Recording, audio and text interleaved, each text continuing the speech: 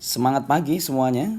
Ya, tentunya Anda tadi sudah mengerjakan soal UTBK. Nah, sekarang kita akan bahas soal tadi. Apakah tadi itu soal yang termasuk sulit? Tentunya tidak ya. Kenapa? Konsepnya sangat sederhana sekali ya. Jadi kalau saya punya suatu lingkaran ini ya. Katakan saya punya lingkaran di sini. Tak berikan contoh ya, saya punya lingkaran. Nah, kemudian ada titik yang menyinggung nih ya. Nah, ini ada titik yang menyinggung atau garis singgung lah ya. Ini namanya garis singgung. Saya buat garis singgung kemana saja misalkan ya. Ini saya buat garis singgung di mana saja. Nah, maka prinsip dasarnya adalah namanya garis singgung itu kalau dia menyinggung di titik A begitu, ini dari T, kemudian ini katakan dari titik B, maka panjang AT akan sama dengan panjang BT, dimanapun posisinya. Jadi kalau misalkan saja saya posisikan di sini, misalkan saya buat garis begini, nih, maka posisinya bahwa ini sama, katakan ini ada titik W begitu, maka panjangnya W ke A ya, panjangnya W ke A sama katakan W ke C itu juga sama. Nah, inilah konsep garis singgung. Sehingga logikanya bahwa kalau dilihat dari gambar ini, maka panjang M sampai N itu adalah 4. Berarti panjang HN ke panjang katakan ini titik T begitu, maka HN ke HT sama. Ini sehingga kalau saya tulis MHT, jadi MHT gitu, itu juga sama-sama 4 ya. Jadi MHT itu juga sama-sama dengan 4. Kemudian kalau saya ngambil dari sini bahwa ML itu juga sama dengan 4 karena otomatis antara ML dengan MN itu sama-sama 4 gitu ya. Sehingga dari titik P, PL dan P ke T itu juga sama sehingga panjangnya P sampai T juga sama-sama 4. Sehingga jumlahnya dari M, P ke T itu juga 4. 4 tambah 4 maka nilainya 8. Nah, kalau Anda ingin langsung jawab, maka panjang kelilingnya ini senilai dengan 2 kali 4. Maka nilainya adalah 8 ya. Jadi sangat mudah sekali.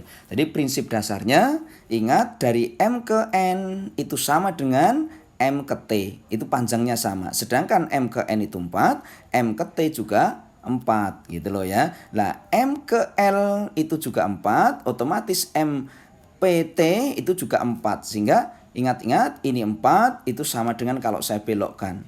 Sehingga tadi ini 4, di sini 4, maka akan menghasilkan 8 ya. Jadi panjangnya adalah 8. Baik, saya akan lanjutkan di soal yang selanjutnya. Jika diketahui jari-jarinya sama dengan 2, kita tahu yang diarsir itu bentuknya adalah membentuk segitiga. Sehingga kita tahu bahwa di sini adalah sudutnya itu katakan X, di sini sudut X atau sudutnya yang lain ya. Ini sudut X, kemudian ini namanya sudut Y, katakan ini sudut Z. Kita tahu bahwa X ditambah Y ditambah Z itu sudutnya 180 derajat.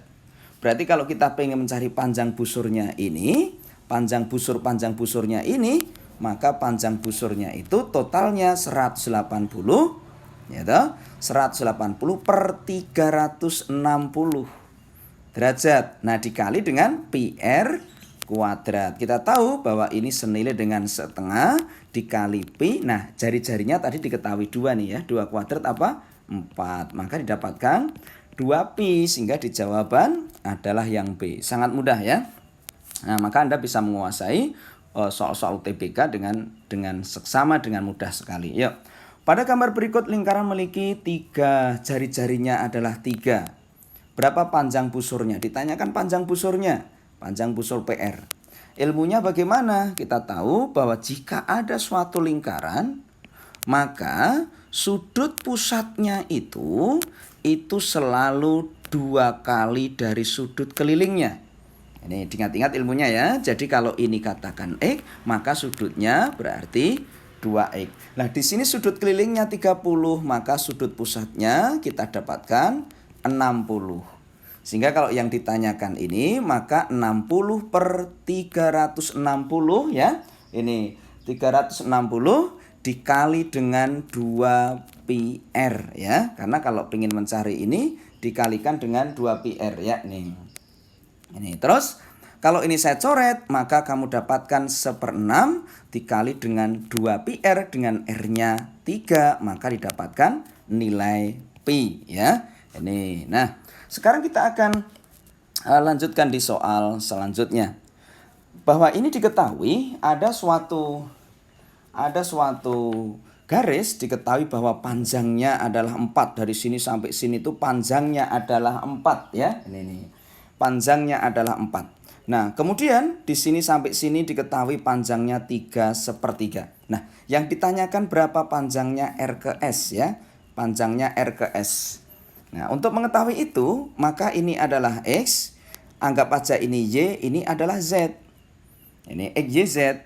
Berarti kalau pakai perhitungan bahwa X ditambah dengan Y ditambah dengan Z sama dengan 4 gitu kan. Nah kemudian kalau diketahui yang bagian yang bawah, yang bagian sini itu bahwa X ditambah Y ya. Ini diketahui kan X ditambah dengan Y. Ini kemudian ditambah dengan Y ditambah dengan Z.